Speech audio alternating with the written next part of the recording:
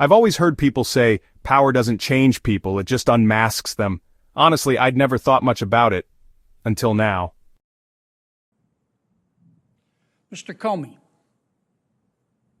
have you ever heard the expression, power doesn't change people, it just unmasks them? No, I don't think so. How's your book coming? How many copies have you sold? I don't know, a lot. I have a new one coming out in January about the Justice Department. I hope that'll sell a lot too, but I don't know the numbers. You enjoy attention, don't you, Mr. Comey? I do not. I enjoy attention from my family. I do not enjoy being recognized in public and my B-list celebrity fame, which I hope will go away very soon. Well, I'll give you this. You have been an equal opportunity egotist. You have tried to screw both Trump and Clinton. Let's talk about Clinton first. When you were head of the FBI, you investigated Secretary Clinton and her emails and her server, did you not? The FBI team did while I was director, yes.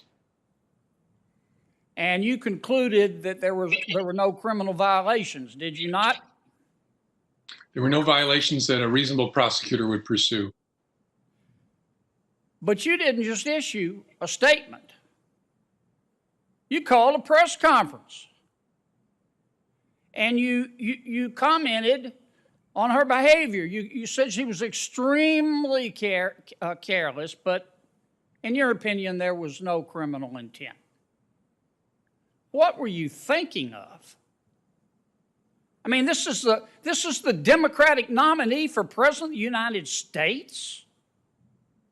Didn't you realize that could have an impact on the investigation? Investigation was ending at that point when I issued the summary of what we had concluded. Sorry, I misspoke. Didn't you realize that could have an impact on the election? Oh, potentially, sure. And I was trying to offer... Potentially? I'm sorry, go ahead. I was trying to offer transparency about the justification for ending an investigation of intense interest to the American people in July 5th of 2016. Well, you gave us a full dose of transparency. 11 days before the election, you sent a letter to Congress saying, never mind what I said in my press conference, my unprecedented press conference, I'm going to reopen the investigation, didn't you? Correct. I didn't say what you just said in the letter, but I told the chairs of the committees we were reopening the investigation to examine some additional material. And then a few days later, right before the election, you said, never mind. She didn't do anything. No, I said the examination was completed and it doesn't change our view. And we're not talking about a parking ticket here. We're talking about the Democratic nominee for President of the United States, the most powerful person in the free world.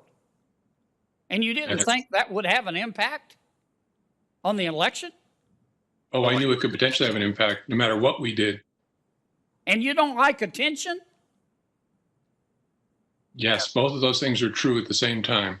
Sometimes you have to make hard decisions and you don't like attention.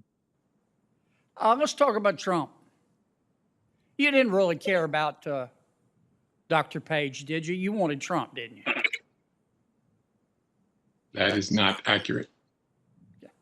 When you went and got these warrants to investigate Dr. Page, that you don't remember much about, what did that allow you to do? Could you follow him around? First, I didn't, Senator, go get any warrants. The investigative team and the lawyers from DOJ got offers. Right. Could you follow him around with the authority from FISA? No, you didn't need authority from FISA to follow someone around. This was about electronic surveillance. Oh, so you could wiretap him? It allowed you to collect electronic communications that he was engaged in. You can wiretap him? Yeah, that's the old-fashioned term, but yes, it gave you authority to collect electronic communications. Almost no one uses. Could you bug him? I don't think there was authority in the FISA application for a remote listening device. Could you open his mail? I don't think that was included either. But you don't remember? I don't. It's easy to figure out, but I don't. Sitting here, I don't know. Okay, that's fair. And you're saying today that that if you knew now what you didn't know then, that you wouldn't have signed the application? I would not have signed the narrow certification that the FBI director has to give, but more importantly, I'd want to know from the team, how are you thinking about this? Why are these things not being included? Yeah, I mean, that's what I mean, you're a smart guy. You're honors graduate, William and Mary, Chicago Law School. And you don't like attention. And I'm trying to understand that you're investigating the Republican nominee for President of the United States. Okay, No. You've already finished with the Democratic nominee. Yeah, we Now were it's not the Republican investigating. nominee, and you got a FISA warrant that was a lie, and you say, well, it wasn't. You're head of the FBI. Didn't you check? Didn't you go, hey guys, this is this is a nominee for President of the United States.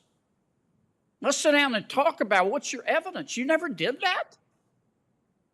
Senator, we were never investigating the candidate, the Republican candidate, Mr. Trump. This was about a surveillance warrant on someone who was no longer associated with the campaign. Oh, you just got his name out of the white pages. Whose name? And then with General Flynn, you've wrapped up your investigation, but you decide to take one more shot. Sally Yates says you went rogue. Isn't that accurate? It is not accurate. Well, why would she say that? She sure didn't compliment you. I was sitting right here, bigger than Dallas. Listen to her. She said you went rogue. Is he asking me what she meant by that? Yeah, what do you think about that?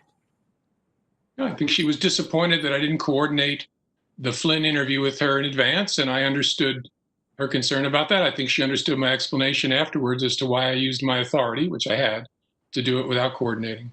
But you don't like attention. I stand by my earlier answer. I love attention from my grandchildren and my children and my wife. The rest of it, I could let politicians have it.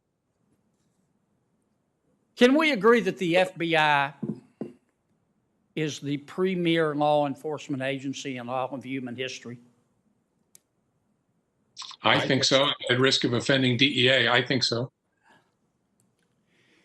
Mr. Comey, if you'd chosen a different career, say a driving instructor, and you'd never pursued a career at the FBI, don't you think the FBI would be better off? I didn't pursue a career at the FBI. I was very happily teaching at Columbia when I was asked to become FBI director. That's enough. So we'll go to In the end, power doesn't always change people, but it sure reveals them. And in those moments, you see who's willing to take the heat to make the call.